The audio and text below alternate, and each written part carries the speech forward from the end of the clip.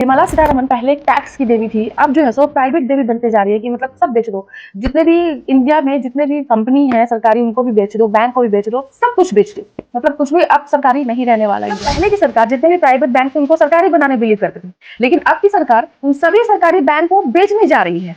पहले इंडिया में 27 public sector bank थे, अब इंडिया में सिर्फ 12 पब्लिक सेक्टर बैंक बचे हैं। इससे भी सरकार का मन नहीं भर रहा है। जो भी 12 पब्लिक सेक्टर बैंक बची हैं, इनको अब जो है या तो प्राइवेटाइज कर रही है या फिर इसको मर्ज करके अब भारत में सिर्फ 3 ही बैंक बचेगा। आज भी जब गांव में किसान लोन लेते हैं या फिर कोई महिला अपना जनधन अकाउंट खुलवाती है या फिर किसी महिला के लिए छोटे से स्मॉल बिजनेस के लिए भी अगर लोन की आवश्यकता पड़ती है या फिर स्टूडेंट को लोन लेना होता है, तो ये सब पॉसिबल इसलिए होता है कि हमारे देश में पब्लिक सेक्टर बैंक है। लेकिन अब सरकार की तरफ से एक बात फिर से उठ रही है कि बैंकों को प्राइवेटाइज कर दिया जाए।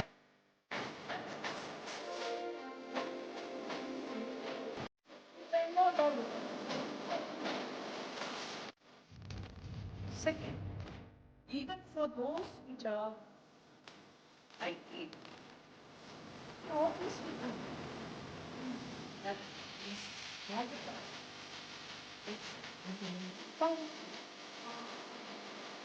आखिर हमारे देश में क्या हो रहा है? हमारे देश में जितनी भी कंपनियां हैं वो प्राइवेट हो रही है, रेलवे प्राइवेट होने जा रही है, जितने भी पब्लिक सेक्टर कंपनीज है, पीएसयूज हैं, वो भी प्राइवेट होने जा रही है। मतलब सरकार जो है सो देश की सारी चीज जो है सो बेचने जा रही है। आखिर क्यों? इसकी जरूरत क्यों है? फिर गरीबों का क्या होगा, किसानों का क्या होगा, मजदूरों का क्या होगा, महिलाओं का क्या होगा या फिर छात्रों का क्या होगा? एक समय था जब हमारा देश आजाद हुआ था, तो उस टाइम में जितने भी बैंक थे वो प्राइवेट बैंक थे। इनफैक्ट आरबीआई बैंक भी प्राइवेट बैंक थी। तो उस टाइम की सरकार जो है सो जितने भी प्राइवेट बैंक थे उसको सरकारी बैंक बनाई, नेशनलाइज करके, ताकि हमारे देश के लोगों का भला हो सके, जो गांव में रहते हैं उनका भला हो सके, महिलाओं का भला हो सके, किसानों का भला हो सके। जितने भी प्राइवेट सेक्टर बैंक थे ना, वो गांव में नहीं जाना चाहते थे।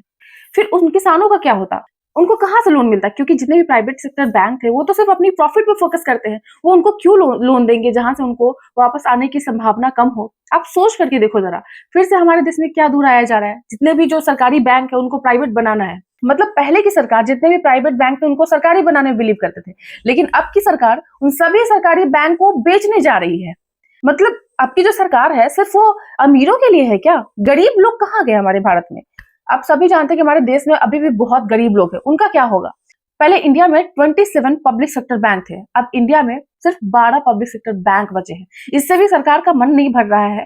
जो भी 12 पब्लिक सेक्टर बैंक बची हैं, इनको अब जो है सो या तो प्राइवेटाइज कर देंगे या फिर इसको मर्ज करके अब भारत में सिर्फ 3 ही बैंक बचेगा, वो भी बड़े लेवल पे।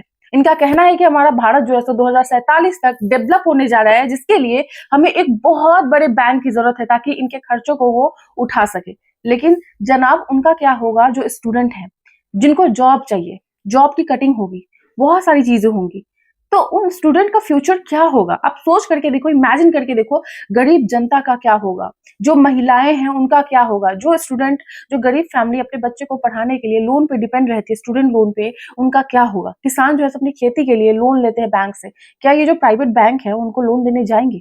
मतलब निर्मला सीतारमण पहले टैक्स की देवी थी, अब जो है सो प्राइवेट देवी बनते जा रही है कि मतलब सब बेच दो।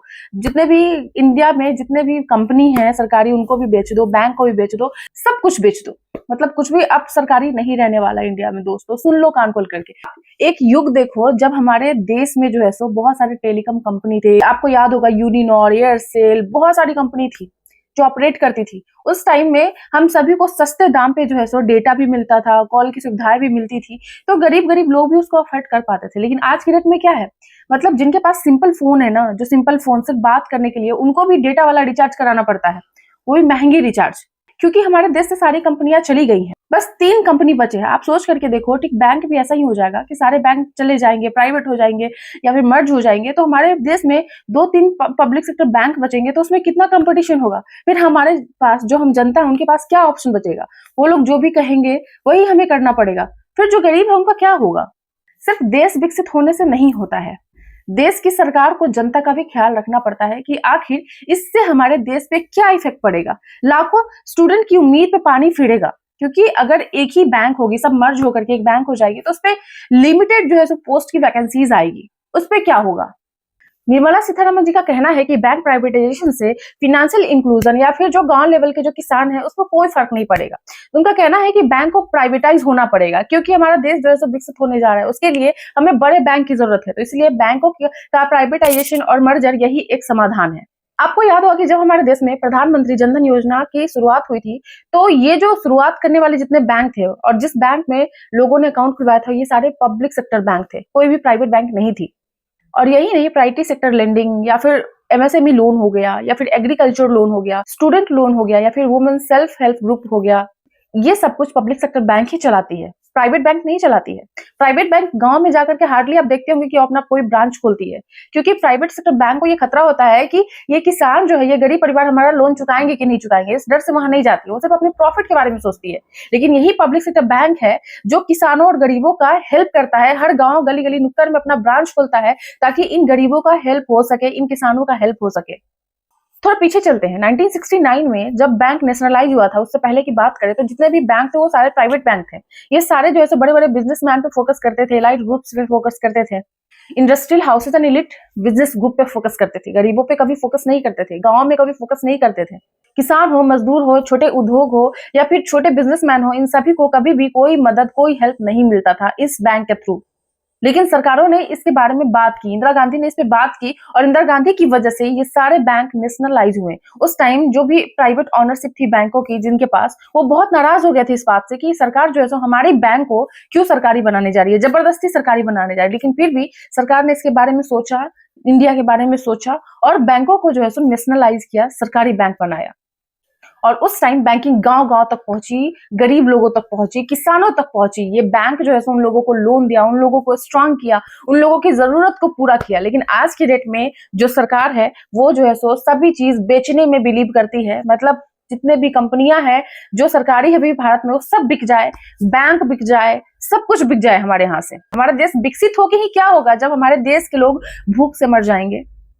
कोविड-19 पैंडेमिक के टाइम जब प्राइवेट सेक्टर बैंक अपने कस्टमर को लिमिटेड कर रही थी, तब पब्लिक सेक्टर बैंक ने देश के साथ खड़े रहकर भारत के हर नागरिक को हेल्प किया। ना उन्होंने अपने दरवाजा बंद किए, ना ही किसी सिटीजन को इग्नोर किया। ये वही बैंक है जो हर क्राइसिस में रिलायबिलिटी और ट्रस्ट सिंबल बन गया है।